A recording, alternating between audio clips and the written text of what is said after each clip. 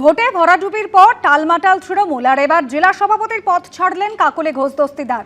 সুব্রত বক্সিকে পদত্যাগপত্র পাঠালেন তৃণমূল সাংসদ।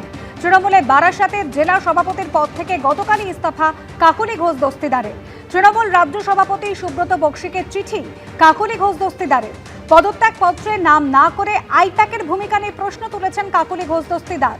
তৃণমূল নেত্রীর কাছে আবেদন, সৎ নিষ্ঠাবান পুরনো কর্মীদের নিয়ে কাজ করলে দলের ভাবমূর্তি উজ্জ্বল হবে। ভুইফোড় সংস্থা দিয়ে কঠিন কাজ হয় বলে মনে হয় না। তৃণমূলের রাজ্য সভাপতিকে চিঠি কাকলি ঘোষ দস্তিদারের। কাকলি ঘোষ দস্তিদার তিনি জেলা সভাপতির পদ ছাড়লেন, প্রশ্ন তুললেন দলের সিদ্ধান্ত নিয়ে। সর্বস্তরের প্রাতিষ্ঠানিক দুর্নীতির বিরুদ্ধে পদক্ষেপ নেওয়া দরকার।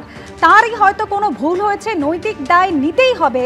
তৃণমূলের জেলা সভাপতি পদে ইস্তফা দিয়ে বললেন কাকলি ঘোষ দস্তিদার।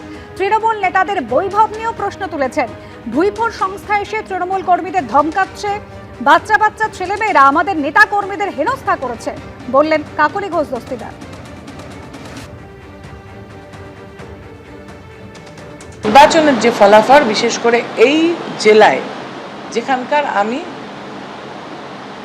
সাংগঠনিক সভাপতি, আমাকে কিন্তু তার দায়ভার নিয়ে নৈতিক অধিকার আমার আছে যে এটা স্বীকার করে নেওয়া যে নিশ্চয়ই আমারও কোনো ভুলভ্রান্তি আছে দল পরিচালনায়, যার জন্য এই রেজাল্ট হয়েছে। হঠাৎ করে কোনো ভুইফোড় সংস্থা আসলো, তারা এসে ধমকালো।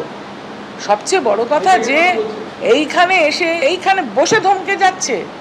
আমি রাজনীতি করছি ধরুন 40-42 বছর, একটা মেয়ের বয়স 22 বছর, সে এসে এখানে ধমকে যাচ্ছে। সর্বনাশ করার মূলে যদি কেউ থাকে তাহলে ওই সংস্থা। বাচ্চা ছেলেমেয়েরা কিভাবে আমাদেরকে কর্মীদেরকে হেনস্থা করেছে, কর্মীদেরকে গালমন্দ করেছে, এবং ওনাদের চালিত পথ নিশ্চয়ই সঠিক ছিল না। এই যে প্রাতিষ্ঠানিক দুর্নীতির বিরুদ্ধে সর্বস্তরে নিশ্চয়ই কিছু বলার প্রয়োজন আছে। বারাসাতে জেলা সভাপতির পদ থেকে ইস্তফা দিয়েছেন কাকলি ঘোষ দস্তিদার, আর তারপরে তা নিয়ে সরব হয়েছেন পঞ্চায়েত ও গ্রামোন্নয়ন মন্ত্রী দিলীপ ঘোষ। তিনি বলছেন এখন লোককে ডেকে তৃণমূলের পদ দিলেও কেউ আর পদ নেবে না। লোককে ডেকে পদ দিলেও টিএমসির পদ নিচ্ছে না, আগে পয়সা দিয়ে পদ নিত। উনি ছেড়ে দিয়েছেন, সে তো ঠেলাই পড়ে। এখন আর টিএমসির পদও কেউ নেবে না, পদে কেউ থাকবেও না, সেই পরিস্থিতি। মিটিং ডাকলে মুখ্যমন্ত্রী কোনো নেতা মন্ত্রীরা যাচ্ছেন না বা এমএলএরা যাচ্ছেন না। পরিস্থিতি বুঝতে পেরেছেন তো, ফুটো জাহাজ থেকে সবাই পালিয়ে যাচ্ছে।